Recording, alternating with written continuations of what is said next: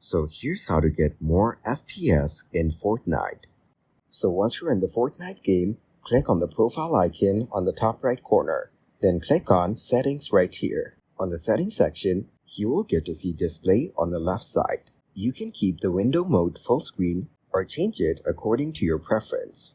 What you need to change here is frame rate limit. Here, you can use this marker to increase the frame rate. And as you can see, it can go all the way up to unlimited. Then, on the rendering mode, make sure to select it as Performance Lower Graphical. Next, scroll down to the Graphics Quality section. From here, go through the options and select your preferred preferences. And for quality presets, set it as Medium. Then, on Advanced Graphics, you can turn on or turn off Show FPS from here. Also, you should enable NVIDIA Reflex Low Latency.